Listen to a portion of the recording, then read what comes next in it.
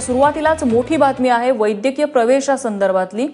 या गोंधळाबाबत एबीपी माझाने बातमी दिलेली होती आणि त्या बातमीचा मोठा परिणाम झालेला आहे। मेडिकल प्रवेशाबाबत एबीपी माझाच्या बातमीचा हा परिणाम आहे। कागदपत्रांच्या पडताळणीनंतर 767 विद्यार्थ्यांची पहिली यादी ही समोर आलेली आहे। बोगस डोमिसाइल सादर करून मेडिकलला प्रवेश घेण्याचा अनेक विद्यार्थ्यांचा प्रयत्न होता। त्या संदर्भातलं वृत्त एबीपी माझाने दाखवलेलं। वेदांत नेब आमचे प्रतिनिधी आपल्या सोबत आहेत। वेदांत, काय अधिक तपशील या संदर्भात?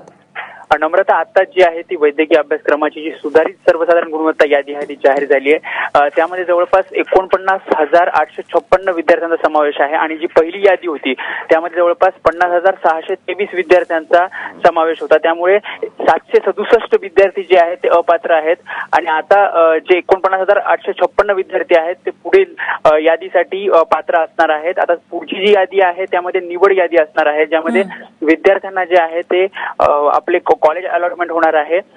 त्यामुळे एकंदरीत डोमेसाइलचा जो गोंधळ आपल्याला पाहायला मिळाला होता त्यानंतर हे डॉक्युमेंट व्हेरिफिकेशन 14 ते 21 मध्ये झालं आणि त्यानंतर कुठेतरी हे 767 विद्यार्थी जे आहेत त्यांच्याकडे अनेक राज्यांचे डोमेसाइल होते, काही जणांकडे डॉक्युमेंट्स नव्हते, अशा विद्यार्थ्यांना अपात्र ठरवलंय आणि ही जी यादी आहे महाराष्ट्र राज्याची ती यादी आज जाहीर केली आहे। नम्रता, वेदांत, धन्यवाद तू दिलेल्या माहितीबद्दल। त्यामुळे एबीपी माझाच्या बातमीचा मोठा परिणाम दिसून येतोय।